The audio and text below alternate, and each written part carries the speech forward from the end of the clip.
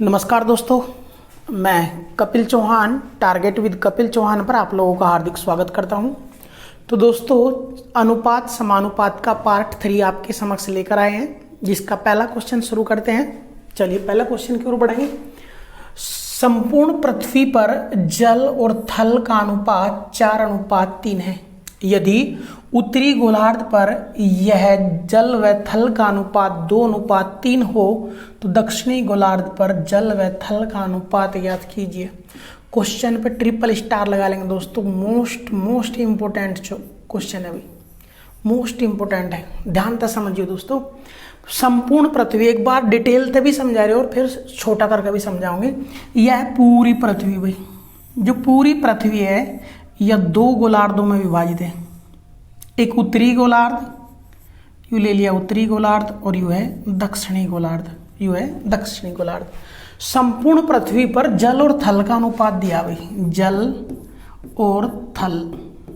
अब ध्यान से समझिए, एक चीज ध्यान से भाई, 4:3 है।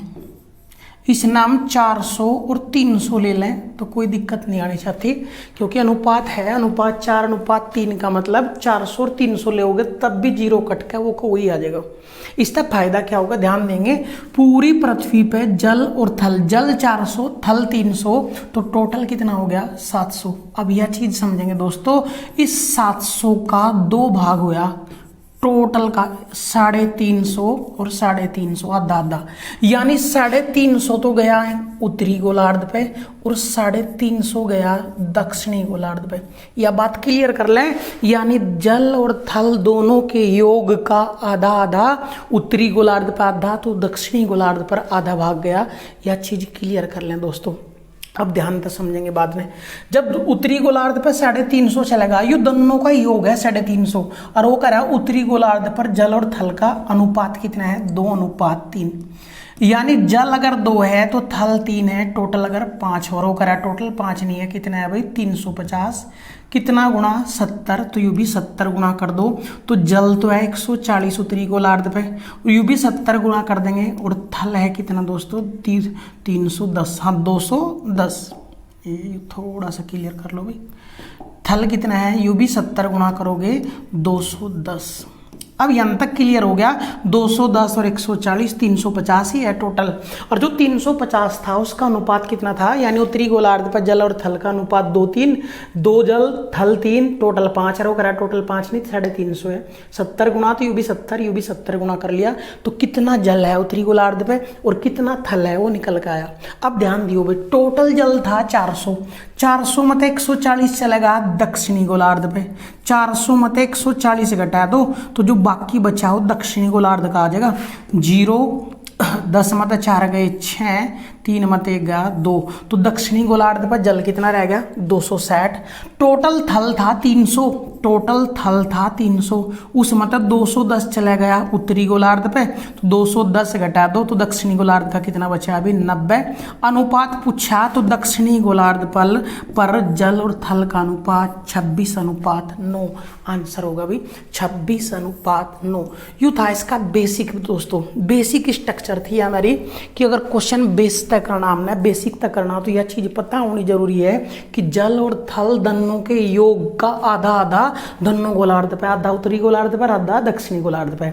जो आधा उत्तरी गोलार्ध पे 350 वो टोटल योग है जल और थल का, अनुपात ही रहा जल और थल का 2:3। इस अनुपात का अलग अलग कर लिया, 2 जल 3 थल तो टोटल 5, और वो करा टोटल 5 नहीं 350, 70 गुणा तो यू भी 70, तो यहाँ तक क्लियर हो गया। जल है 140, थल है 210, जबकि टोटल पृथ्वी पर जल था 400 मत 140 यहाँ गया तो 140 से घटा दो तो दक्षिणी गोलार्ध पर कितना बचा 260।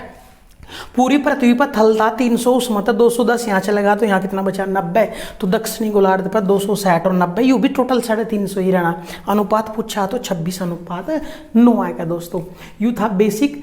अगर शॉर्ट ट्रिक भी समझोगे तो शॉर्ट ट्रिक भी इसके क्वेश्चन की माफ करेगी। देखियो ध्यान से, यहाँ एक चीज क्लियर होगी, जितना भी टोटल जल और थल टोटल कितना है 350। अगर उत्तरी गोलार्ध पे 350 तो दक्षिणी गोलार्ध पे भी 350 है, और पूरी पृथ्वी पे कितना है 700। इसका मतलब किसी भी एक गोलार्ध पे जल और थल का जो योग है उसका 2 गुना है पूरी पृथ्वी पे, हाँ या ना। जल और थल का योग कितना है 350, पृथ्वी पे इसका 2 गुना है।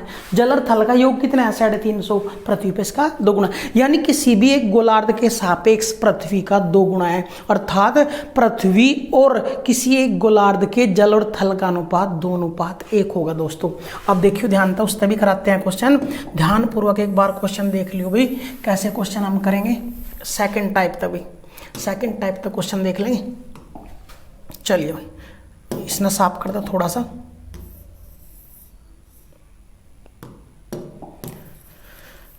सेकंड टाइप भी देख लेंगे इसी का भी।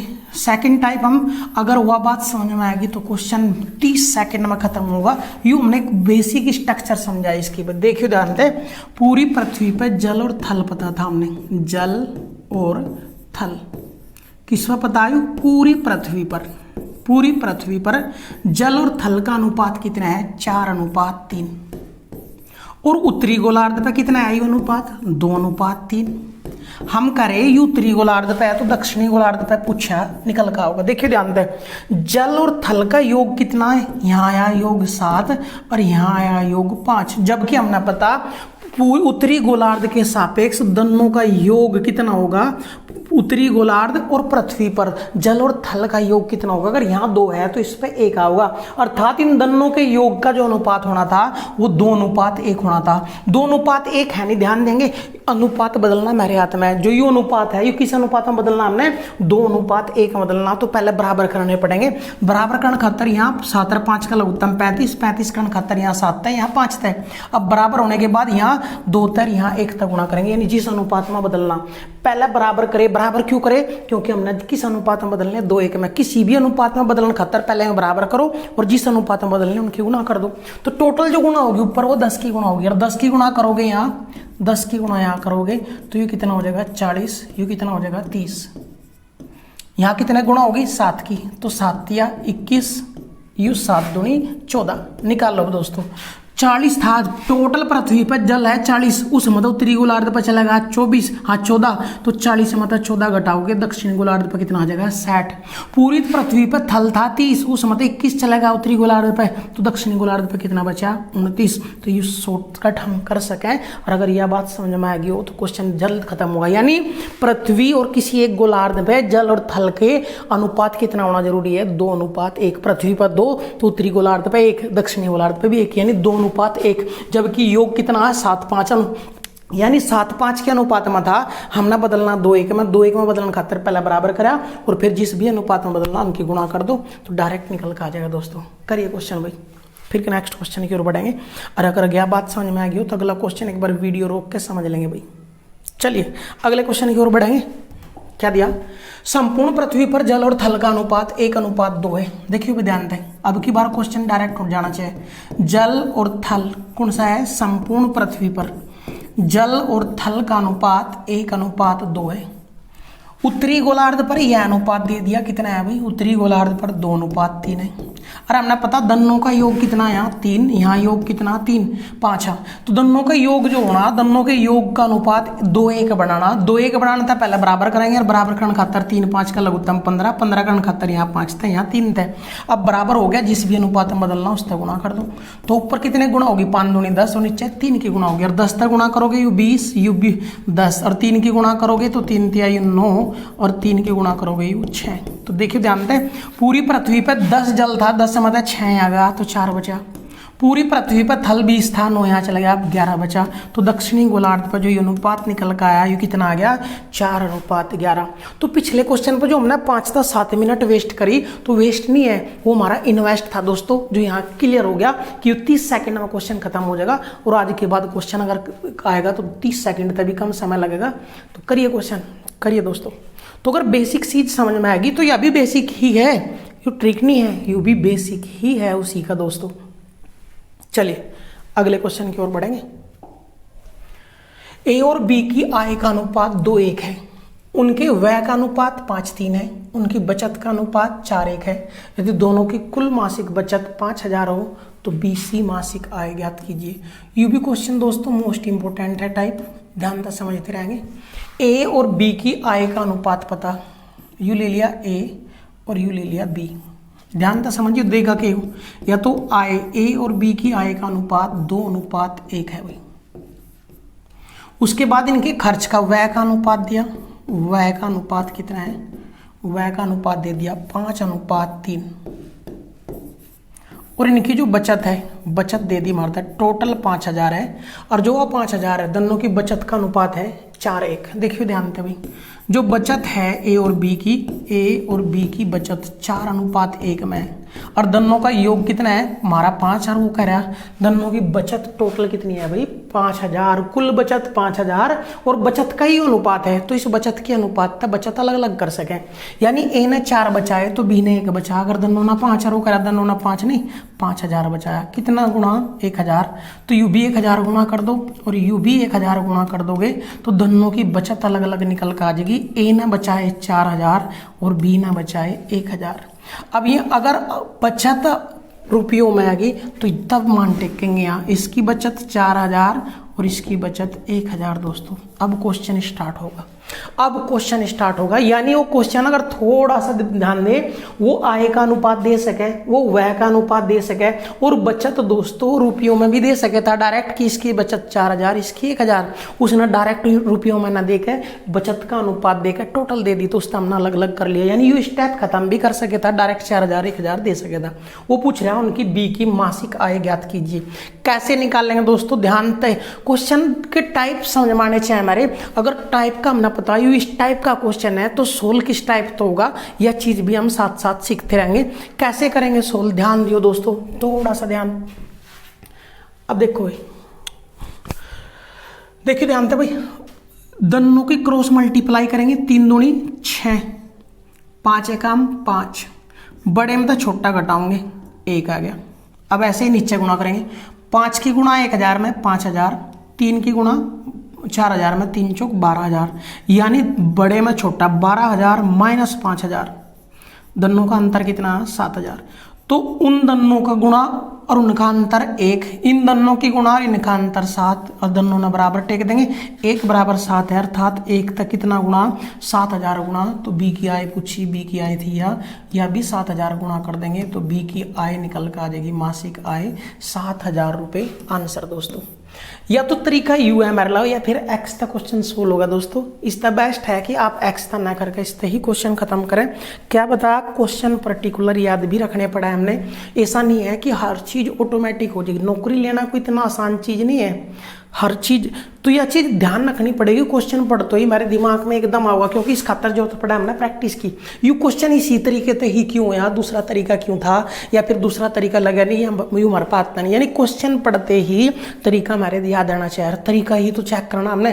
तरीका हमने पता है नहीं, इसका पता पहले तो पढ़ना पड़ेगा, और पढ़ने के बाद प्रैक्टिस भी करनी पड़ेगी दोस्तों। तो करिए क्वेश्चन, बी की आय 7,000, अगर एक ही आय पूछता तो यू भी 7,000 गुणा कर देते, 14,000 आ जाते। चलिए अगले क्वेश्चन की ओर बढ़ो। 3 कक्षाओं के विद्यार्थियों का अनुपात 4, 6, 9 है। इन कक्षाओं में प्रत्येक में 12-12 विद्यार्थियों ने प्रवेश ले लिया, तो अनुपात 7, 9, 12 हो जाता है। तो बताइए वृद्धि से पूर्व 3 ही कक्षाओं। देखियो 3 कक्षाएं हैं जिनमें विद्यार्थी कितने कितने हैं, 4, 6 और 9, और वृद्धि के बाद कितने हो गए, 7, 9 और 12। प्रत्येक कक्षा में कितने कितने विद्यार्थियों ने भाग लिया, 12-12 ने। तो देखिए यहाँ से चेक करिए, 4 था 7 हो गया, 3 न बढ़ गई, 6 था 9 हो गया, 3 बढ़ गए, 9 था 12 हो गया, 3। यानी हमारे हिसाब था प्रत्येक कक्षा में कितना भाग ले रहा, 3, और वो कह रहा 3 नहीं भाग लिया, प्रत्येक कक्षा में 12 ने भाग लिया। कितना गुणा, 4 गुणा। तो पहली वृद्धि से पूर्व तीनों कक्षाओं में बताना, तो वृद्धि से पूर्व तीनों कक्षाओं में 9 और 6 15, 15 और 4 19, और यू भी 4 गुना कर देंगे तो वृद्धि से पूर्व तीनों कक्षाओं में छात्रों की संख्या निकल कर आ जाएगी 76। तो बिल्कुल आसान क्वेश्चन था, लेकिन बहुत ज़्यादा रिपीट किया जाए दोस्तों। तो वृद्धि तो पहले थे 4 6 9, वृद्धि के बाद 7 9 12, प्रत्येक में बराबर बराबर 12 12 आए तो यू भी अनुपात बराबर होना चाहिए। अगर बराबर नहीं है तो बराबर करेंगे। कैसे करेंगे बराबर, वो आगे चल के सीखेंगे। यहाँ से बराबर थे तो 3 9 था 12 होया तो 3 गुना, और वो करा और प्रत्येक में हम करें 3 बढ़ाया, वो करा 12 4 गुना, तो यू भी 4 गुना कर देंगे, आंसर आ जाएगा। चलिए, जो पिछले टाइप का क्वेश्चन है दोस्तों, ये जो क्वेश्चन है इस टाइप के आप तक कम भी 4 से 5 क्वेश्चन कराए जाएंगे नेक्स्ट क्लास में। इस क्लास में ही सेट करे थे, ये एक क्वेश्चन आ गया, लेकिन इसका पहली क्लास में यानी इसके बाद की क्लास में लगभग 5 क्वेश्चन इस टाइप के मिलेंगे आपको। चलिए, एक नियोक्ता अपने कर्मचारियों की छंटनी 9:8 के अनुपात में करता है और उनका वेतन 14:15 के अनुपात में बढ़ा देता है। यदि उनका प्रारंभिक वेतन बिल 18,900 रुपये हो तो वेतन बिल किस अनुपात में कम हुआ। दोस्तों क्वेश्चन पढ़ने में थोड़ा सा बड़ा है, लेकिन कुछ नहीं है। नुका जो नौकर थे वे 9:8 कर दिए। छटनी का मतलब है जो नौकर थे वे 9:8 कर दिए हैं नौकर, और जो उनकी सैलरी बढ़ाई, उनका जो वेतन बढ़ा नौकरों का वो बढ़ा दिया। नौकर तो 9 थे 8 रख दिए और वेतन 14 तक कर दिया 15, वेतन 14 तक कर दिया 15। तो पूछ रहा है यदि प्रारंभिक वेतन बिल इतना हो तो वेतन बिल किस अनुपात में कम हुआ। ध्यान देंगे वेतन बिल का मतलब क्या है। अरे एक नौकर कितने हैं 9, अरे एक नौकर तो मिल रहे थे पहले 14 रुपये, आज नौकर है 8, अब मिल रहे कितने 15 रुपये। तो वेतन बिल का मतलब है, वेतन बिल का मतलब है टोटल खर्च। तो वेतन बिल बराबर पहले थे 9 आदमी 14 में 126, अब 15 आदमी 8 15 8 120। तो इसका मतलब पहले बिल अगर 126 का आवे था अब 120 का आवेगा। यू अनुपात पूछा दोस्तों, अनुपात पूछा तो 2 तक कट कर दो, 2 6 12 2 3 6, 2 तक कट हो जाएगा यू 60 बार, 3 तक भी कट हो जाएगा यू 21 बार और 3 तक भी कट हो जाएगा 20 बार। तो जो बिल है दोस्तों वो किस अनुपात में कम हुआ, 21:20 के अनुपात में कम हो गया, 21:20। अब आपके दिमाग में सवाल आया होगा कि इसका जिक्र क्यों नहीं आया। दोस्तों इसका जिक्र कर लो ना कर लो इसका कोई फर्क नहीं पड़ेगा, क्योंकि उन्होंने केवल अनुपात पूछा। हाँ इसका जरूरत पड़ती अगर वो पूछता बताइए अगर प्रारंभिक वेतन बिल इतना हो तो नया वेतन बिल कितना होगा। तो ये देखिए ध्यान था, प्रारंभिक वेतन बिल अगर 21 था तो अब 20 होगा। वो कह रहा प्रारंभिक वेतन बिल 21 नहीं था, एक कितना है भाई, कितना था 18,900। तो यहाँ जरूरत पड़ती इसकी कितना गुना यू 900 गुना, तो यू भी 900 गुना करना पड़ता। तो नया वेतन बिल कितना आता 18,000। तो अगर जरूरत अगर वो पूछता नया वेतन बिल बताओ तो 18,000, तब जरूरत पड़ती हमने इसकी 18,900 की। लेकिन उन्होंने अनुपात पूछा, अब इसकी कोई जरूरत नहीं है, लेकिन फिर भी साथ साथ उतार लो नया वेतन बिल। अनुपात पूछा तो यही खत्म हो गया, और नया वेतन बिल पूछेगा तो आंसर कितना आ जाएगा 18,000। दोस्तों करिए क्वेश्चन भाई, क्वेश्चन आसान है लेकिन बहुत ज़्यादा पूछा जाए अभी। चलिए अगले क्वेश्चन की ओर बढ़ेंगे। P का मान Q तथा R के गुणनफल के व्युत्क्रमानुपाती है। ध्यान तो समझेंगे भाई, P का जो मान है वो किस किस के, Q और R के गुणनफल, ये हो गया Q गुणा R के व्युत्क्रमानुपाती। व्युत्क्रमानुपाती का मतलब उल्टा, और उल्टे का मतलब हो 1 के बटे।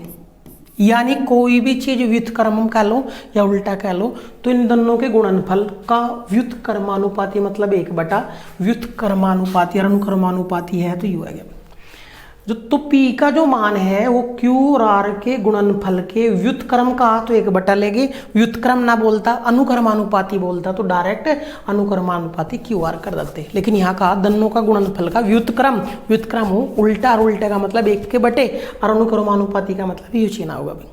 देखिए ध्यान, अगर यू चिन्ह हटाओगे तो एक फॉर्मूला प्राप्त होगा अंत P बराबर, जब इस चिन्ह हटा कर एक कांस्टेंट लेना पड़ा है K गुणा 1 बटा QR, यू फॉर्मूला तैयार हो गया। अब इस फॉर्मूले के आधार पे ही हमने P Q R के मान चाहेंगे। देखो दोस्तों क्या करे आओ नुका, जब Q जो था 6 था तब R 12 हो तो P 75 होता है, कि तीनों का मान दिया। देखिए ध्यान से P कितना आया था 75 बराबर 1 हाँ K बटे Q कितना है 6 और R कितना है 12। R कितना है भाई 12।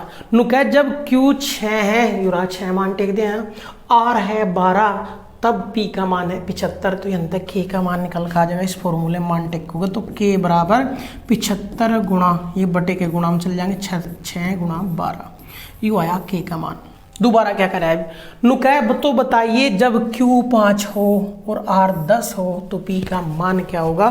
दोबारा फिर इस फॉर्मूले में टेकेंगे, P का मान निकालना तो P बराबर K का मान चाहेगा, K का मान क्या है 75 गुणा 6 गुणा 12 बटे Q का मान कितना दे दिया 5 और गुणा R का मान कितना दे दिया 10, तो Q R K का मान टेक दिया, P का मान निकल कर आ जाएगा दोस्तों। 5 तयु कट जाएगा 15 बार, 5 तयु कट जाएगा 3 बार और 5 तयु 2 बार और 2 तयु कट जाएगा 3 बार और 3 तिया 9 और 12 निम्मे 108, तो P का मान कितना होगा 108। मोस्ट इंपॉर्टेंट क्वेश्चन है दोस्तों, मोस्ट यानी एक पहले एक सूत्र बनाया, इस सूत्र में उन्होंने पी क्या हुआ आर के मान दिए, जब पी क्या हुआ आर के मान दिए तो मान टेक के अंदर के का मान आया। दोबारा उन्होंने क्यू और आर के मान दिए, के का मान मेरे पास था यू टेक दिया, क्यू आर का मान उन्होंने दे दिया, पी का मान पूछ लिया। करिए दोस्तों क्वेश्चन, यू भी क्वेश्चन मोस्ट इंपॉर्टेंट है, एसएससी का चाहता क्वेश्चन है दोस्तों। करिए, यानी दिल्ली पुलिस वालों के लिए मोस्ट इंपॉर्टेंट है दोस्तों। करिए क्वेश्चन, फिर नेक्स्ट क्लास की ओर बढ़ेंगे।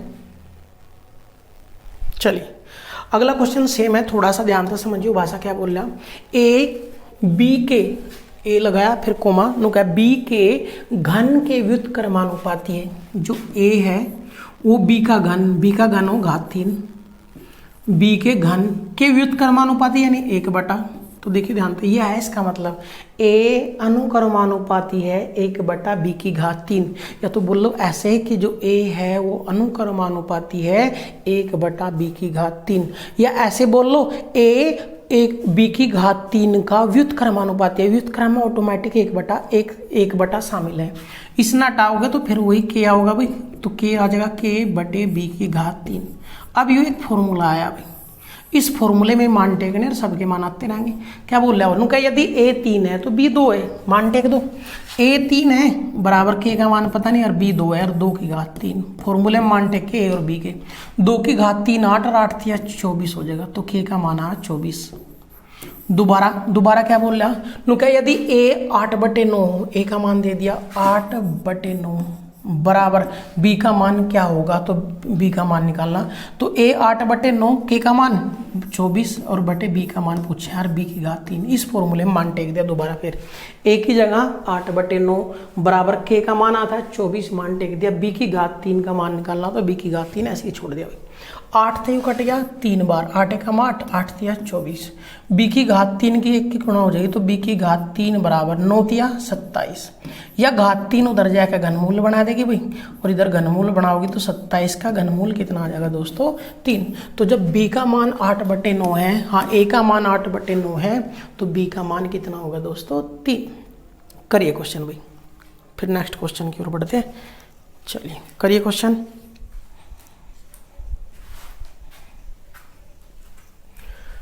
देखिए उससे पहले एक बार दो संख्याएं ऐसी हैं कि उनका अंतर कोमा उनका योग कोमा उनका गुणनफल 1:7:24 के अनुपात में हो, तो इन संख्याओं का गुणनफल ज्ञात कीजिए। दोस्तों ये भी क्वेश्चन अपने आप में लाजवाब क्वेश्चन है भाई, लाजवाब क्वेश्चन है भाई। कैसे करोगे ध्यान से समझियो। नुका दो संख्याओं का अंतर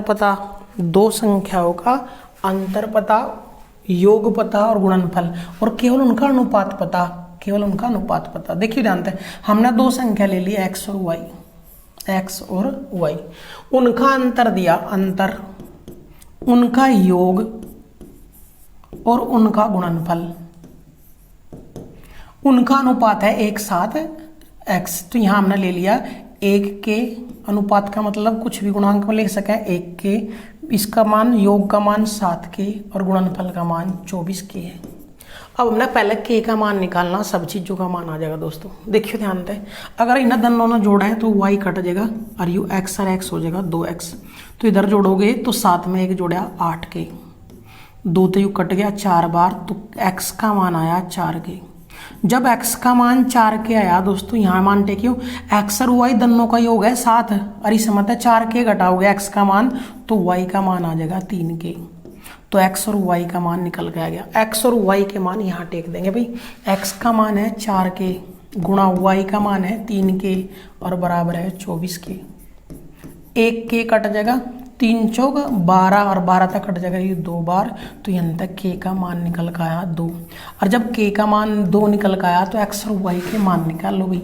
x और y के मान, x का मान था 4k यानी 4 गुणा k का मान 2, y का मान था 3k तो 3 गुणा k का मान 2, तो एक का मान 8 और एक का मान 6, तो x का मान भी आ गया, y का मान भी आ गया। अब गुणनफल पूछो, योगफल पूछो, अंतर पूछो, इसका कोई फर्क है नहीं पड़ेगा। अगर योगफल पूछे तो 8 और 6 14, अंतर पूछे तो 8 में 6 गए 2, और उन्होंने कहा गुणनफल बताओ, तो देखिए ध्यान से दोनों का गुणनफल 8 6 48, आंसर आ जाएगा दोस्तों 48। नेक्स्ट क्वेश्चन करेंगे, मोस्ट इंपोर्टेंट। देखो इस क्वेश्चन की अगर बात करें तो बाई ऑप्शन अगर करना चाहते हैं तो गुणनफल जो होगा वो 24 की गुणांक में आना, यहाँ तक क्लियर होता, क्योंकि अनुपात योगफल जो होगा वो 7 की गुणांक में होगा, अंतर जो होगा 1 की गुणांक में आता। तो यहाँ तक डायरेक्ट भी कर सकते थे कि योग गुणनफल जो है वो 24 के है, यानी 24 गुणा कुछ आएगा, यानी 24 का गुणांक के आगे एक गुणा भी हो सके, यानी 24 भी रह सकता है, 48 भी 72 भी, यानी 24 के गुणांक में आता। ऑप्शन में एक ही ऑप्शन ऐसा था जो 24 के गुणांक में हो, लेकिन अगर यहाँ 48 होता, दूसरा ऑप्शन 72 होता, तीसरा ऑप्शन 24 होता, तो फिर सोल्व करने का केवल यही तरीका रहता, लेकिन यहाँ ऑप्शन नहीं था तो कोई आपत्ति नहीं, करिए क्वेश्चन भी। चलिए अब दोस्तों यह चीज समझेंगे। अब तक अनुपात पढ़ रहे थे, समानुपात का मतलब क्या है। ये छोटे छोटे क्वेश्चन है जहाँ यूपी पुलिस में हर बार पूछा जाएगा। समानुपात नुका 4 संख्याएं ABC, 4 संख्याएं कौन सी है भाई, 4 संख्याएं नुका ABC और D, 4 संख्याएं ABCD समानुपाती होंगी। कब समानुपाती होंगी, अगर A बटा B बराबर होगा C बटे D, या यंत्रित निकल का A गुणा D बराबर होगा B गुणा C। तो इसका मतलब समझ में आना चाहिए, यानी A के बटे पहली संख्या बटे दूसरी संख्या बराबर होनी चाहिए, तीसरी संख्या बटे चौथी संख्या अगर बराबर है तो वे समानुपाती है, और अगर वे समानुपाती है तो ना लिखने का तरीका A अनुपात B समानुपात C अनुपात D। अगर इस तरीके से लिख रही तो इसका मतलब भी क्या है कि यह संख्याएं समानुपाती है। बस इतना सी बात समझनी थी कि 4 संख्याएं कब समानुपाती होगी, पहली के बटे दूसरी कर दो और वो बराबर आनी चाहिए तीसरी के बटे चौथी। जो अनुपात उन दोनों का वही अनुपात उन दोनों का अगर होगा तो संख्याएं समानुपाती होंगी। और अगर वे समानुपाती होंगी तो न ऐसे लिख सकें, या दूसरी भाषा में कह सके अगर 4 संख्याएं ऐसे लिख रही तो वे समानुपाती है। और ऐसे अगर लिख रही कोई संख्या, ध्यान से समझेंगे आगे इसी टाइप के क्वेश्चन होंगे, अगर ये संख्या ऐसे लिख रही तो इसका मतलब देखिए फिर वही A गुणा D यानी बाह्य पदों का गुणनफल वो बराबर होगा मध्य पदों के गुणनफल के। अगर 4 संख्याएं समानुपाती है, यह बात यंती तो आई, तो अगर इस तरीके से लिख रही तो ये समानुपाती है, और जब ये समानुपाती है तो बाह्य संख्याओं का गुणनफल यानी A गुणा D वो बराबर होगा मध्य संख्याओं के गुणनफल के। और इसी पे आधारित क्वेश्चन पढ़ेंगे, छोटे छोटे क्वेश्चन है दोस्तों। चलिए क्या दे दिया, 6 अनुपात x समानुपात 5 अनुपात 35, तो दी गई संख्याओं का समानुपात क्या होगा, यानी x का मान बताना दोस्तों। तो देखियो बाह्य पदों का गुणनफल यानी 6 गुणा 35 वो बराबर होगा मध्य पदों का गुणनफल यानी x गुणा 5, 5 से 35 कट जाएगा 7 बार, 7 छंग 42, तो x का ही मान बताना था दोस्तों 42। तो छोटे छोटे क्वेश्चन है, और यूपी पुलिस में यहाँ तक क्वेश्चन पूछा गया था। अगर यकीन ना हो तो गूगल पर सर्च करके दोस्तों PDF डाउनलोड करो और अनुपात समानुपात का क्वेश्चन चेक कर लो। यूपी पुलिस 2018 फर्स्ट में ये हिंदी क्वेश्चन उठाया गया था। चलिए दोस्तों फिर वही बाह्य पदों का गुणनफल बराबर होगा यानी 7 गुणा 22.5, बाह्य पदों का गुणनफल वो बराबर होगा मध्य पदों के गुणनफल के यानी x गुणा 1.75। दशमलव देखिए ध्यान दे, 1 पॉइंट नहीं है अभी, 17 पॉइंट है, 17.5। अब देखिए ध्यान दे, दशमलव सेम स्थानों पर तो कट गई, 25 9 225, 25 7 75, 7 7 कट गया, तो x का जो मान आया x बराबर कितना दोस्तों 9, और x का ही मान चाहता क्या होगा, दी गई संख्या का समानुपात क्या होगा। तो x का मान चाहता हमने, तो बाह्य पदों का गुणनफल बराबर होगा मध्य पदों के गुणनफल, और क्लियर कर दे मात्र। चलिए भाई नेक्स्ट क्वेश्चन खत्म करेंगे। अब देखिए जानते हैं यहाँ है चतुर्थ अनुपात। दोस्तों 2 संख्या देकर वो तृतीय अनुपाती पूछ सके, 2 संख्या देकर वो मध्य अनुपाती पूछ सके, और 3 संख्या देकर वो चतुर्थ अनुपाती पूछ सके। 3 टाइप है, मध्य, तृतीय और चतुर्थ अनुपाती।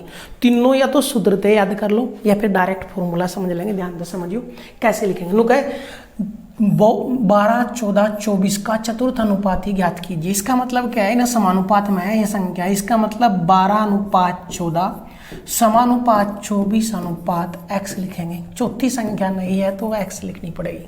अब बाह्य पदों का गुणनफल बराबर होगा मध्य के, तो बाह्य का गुणनफल बराबर मध्य का गुणनफल। तो देखिए 12 तक कट जाएगा, 12 दूनी 24 और 14 दूनी 28। तो जो चतुर्थ अनुपाती होगा वो क्या होगा, 28 होगा दोस्तों। राइट कर देंगे या फिर डायरेक्ट फॉर्मूला लिखेंगे। ध्यान से समझियो भाई, दो संख्याओं का हाँ 3 संख्याएं हैं, चतुर्थानुपाती बराबर 3 संख्याएं देगा वो, और तीनों संख्याओं अगर ए बी सी लिखोगे तो चतुर्थ अनुपाती हो बी गुणा सी बटे। डायरेक्ट भी लिख सको, बी गुणा सी बटे, बी का मान 14, सी का मान 24 बटे ए का मान 12, 12 दूनी 24, 14 दूनी 28। तो डायरेक्ट भी लिख सको, ये फॉर्मूला भी याद कर सको, चतुर्थ अनुपाती बराबर बी गुणा सी बटे ए, यानी दोनों लास्ट की दोनों संख्याओं का गुणनफल बटे पहली संख्या चतुर्थ अनुपाती निकाल देगी भाई। चलिए अगले क्वेश्चन की ओर बढ़ेंगे। चतुर्थ अनुपाती, फिर चतुर्थ अनुपाती पूछा तो डायरेक्ट निकाल दे भाई। चतुर्थानुपाती बराबर b गुणा ए, यानी 0.12 गुणा 0.3 बटे 0.2। यानी देखिए ध्यान से हमने इनका मान टेक दिया, यू मान ले लिया ए यू बी यू सी, तो चतुर्थ अनुपाती क्यों b गुणा सी इन दोनों बटे ए। दशमलव समान अंकों पर कट गई, दशमलव समान 2 तो यू कटेगा 6 बार, लेकिन दशमलव 2 अंकों पर थी तो 2 अंकों पर ही रह गई। 0.6 की गुणा 3 में करेंगे तो 36, 18 दशमलव 2 अंकों पर थी तो 0.1। आंसर ऑप्शन बी राइट हो जाएगा भाई, ऑप्शन बी राइट हो जाएगा चतुर्थ अनुपाती। तो ये तो डायरेक्ट कर दो। चतुर्थ अनुपाती कैसे निकाल रहे हैं हम कि b गुणा सी बटे ए, b गुणा सी बटे ए। चलिए अगले क्वेश्चन की ओर बढ़ेंगे। तृतीयानुपाती बताना भाई, दो संख्या दी है और तृतीयानुपाती देखो ध्यान से कैसे लिखोगे, या तो लिखने का तरीका आ जाए हमारे पे कि 16:24 दो ही है संख्या, एक संख्या दोबारा लिखनी पड़ेगी 24:x। अगर यू लिख दोगे तो तृतीयानुपाती x का ही मान निकालना, यानी एक संख्या 2 बार रिपीट करनी पड़ेगी। फिर वही बाह्य पदों का गुणनफल यानी 16 गुणा x वो बराबर होगा मध्य पदों का गुणनफल अर्थात 24 गुणा 24।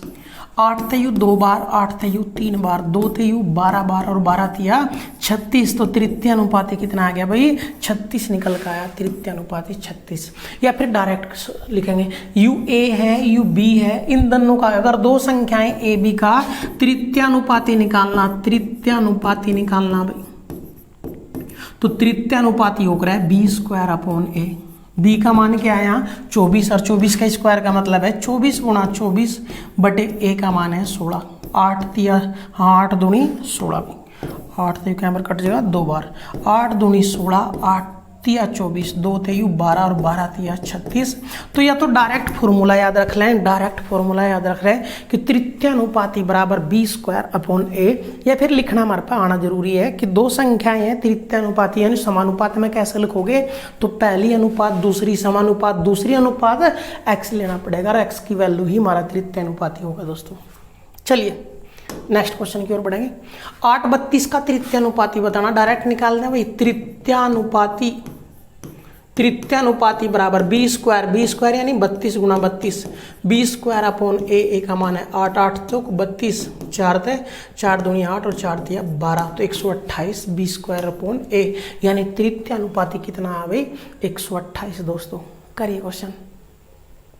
चलिए 6 का मध्यानुपाती बताना दोस्तों। मध्यानुपाती अगर लिखने की बात करोगे तो कैसे लिखोगे, मध्यानुपाती यानी बीच के, तो 6 पहले और लास्ट में होगा 54, जो बीच की संख्या है वो लेनी पड़ेगी भाई, बीच की संख्या लेनी पड़ेगी भाई। देखियो ध्यान से बीच की संख्या कैसे लोगे, बाह्य पदों का गुणनफल गुणा बराबर होगा मध्य पदों का, मध्य पदों गुणा करोगे तो x² और ये आ जाएगा 6 गुणा 54, x² बराबर 6 चौक 24 हासिल 2, 6 पंजे 30 और 2 32, हाँ 6 चौक 24, 2 6 पंजे 30 और 2 32। x का मान निकालना तो ये घात उधर जाएगा रूट बना देगी, और इसका वर्गमूल कितना आ जाएगा देखियो 324 का वर्गमूल, 324 का वर्गमूल कितना आ जाएगा दोस्तों 18। आंसर आ जाएगा 324 का वर्गमूल कितना आ जाएगा 18। या तो यह चीज समझ ले कि मध्यानुपाती लिखा कैसे, या फिर डायरेक्ट समझ लो भाई, जब भी दो संख्याओं का मध्यानुपाती पूछा जाएगा, मध्यानुपाती, तो मध्यानुपाती बराबर होगा रूट में ए बी, यानी रूट में 6 गुणा 54। डायरेक्ट कर दो रूट में ए बी। 6 गुणा 54 लिख दो, 9 6 54। क्यों लिखा?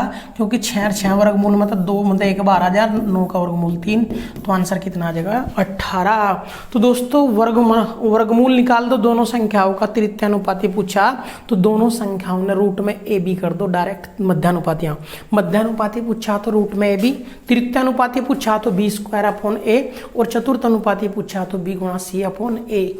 ये चीज याद रख सको तो रख सो, मोस्ट इंपोर्टेंट है। नहीं रख सकते तो यह चीज याद रखनी पड़ेगी, यानी कोई एक चीज हमने याद रखनी जरूरी पड़ेगी, और यहाँ तक बेजा क्वेश्चन पूछा जाता। चलिए भाई, इनका मध्यानुपाती बताना, फिर वही मध्यानुपाती बराबर रूट में ए बी, यानी 0.02 गुणा 0.32।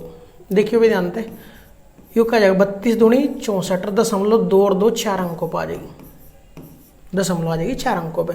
64 का तो वर्गमूल आ जाएगा 8, और 4 अंकों पे दशमलव थी तो बाहर 2 अंकों पर आ जाएगी भाई।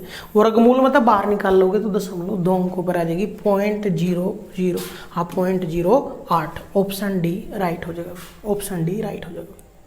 चलिए 4 संख्याएं नुके बताओ समानुपाती है या नहीं। समानुपाती कैसे पता करोगे? देखिए दोस्तों, पहली संख्या बटे दूसरी संख्या, तीसरी संख्या बटे चौथी संख्या, अगर ये बराबर आएगी पहली बटे दूसरी और वो बराबर है दूसरी तीसरी बटे चौथी, अगर बराबर आई तो ठीक है अनुपाती हो जाएंगी, और अगर बराबर नहीं आई तो देखिए ध्यान से 1/3 वो बराबर है 1/3 के बराबर है, इसलिए दोनों चारों संख्याएं कैसी है समानुपाती। क्या लगा देंगे पहले, क्या चारों संख्याएं समानुपाती हैं? तो समानुपाती कैसे प्रूव करोगे? पहली बटे दूसरी वो बराबर होनी चाहिए तीसरी बटे चौथी, तो पहले बटे दूसरी आई 1/3, तीसरी बटे चौथी आई 1/3, दोनों बराबर है इसलिए समानुपाती है। अगर बराबर ना होती तो ये समानुपाती नहीं होती भी। चलिए इसी पे बेस क्वेश्चन होगा। देखियो 21, 38, 55, 106 प्रत्येक में से क्या घटाएं कि नई संख्या समानुपाती हो जाए। क्या घटाएं? ये रे ऑप्शन। तो जो भी ऑप्शन घटाने थे पहली बटे दूसरी वो बराबर आ जाए तीसरी बटे चौथी, वही राइट कर दो। तो अगर 2 घटावे प्रत्येक मतलब तो देखियो 21 - 2 बटे दूसरी मतलब 38 - 2, और 55 - 2 बटे 106 - 2। अगर 2 घटाने पर इनका अनुपात बराबर आता हो तो आंसर ऑप्शन ए राइट कर दो, और नहीं आता हो तो आगे चलेंगे। तो चेक करियो भाई, 21 में 2 गए 19 बटे 38 में 2 गए 36, 55 में 2 गए 53, और 2 घटाओगे 104। ये कटाएंगे, देखियो नहीं कटते तो इसका मतलब ये चेक करियो बराबर है कि बराबर भी नहीं है, और जब ये बराबर नहीं है तो ऑप्शन ए कट हो गया। अब ऑप्शन बी ले भाई, प्रत्येक में कितना कितना घटाओ 4 घटाओगे 21 - 4 38 - 4, उधर मतलब 4 घटाओ 55 - 4 106 - 4। अगर 4 घटाने पे इनका अनुपात बराबर आता है तो ऑप्शन बी राइट कर देंगे। 21 में 4 गए 17, 38 में 4 गए 34, 51 और बटे 102। देखियो कटाएगा भी 17 एकम 17, 17 दूनी 34, 51 एकम 51, 51 दूनी 102, 1/2 और इधर भी 1/2 और यहाँ आपस में बराबर है, इसलिए ऑप्शन बी राइट कर देंगे कि प्रत्येक संख्या मतलब 4 घटाने पर जो संख्या प्राप्त होंगी वे समानुपाती होंगी।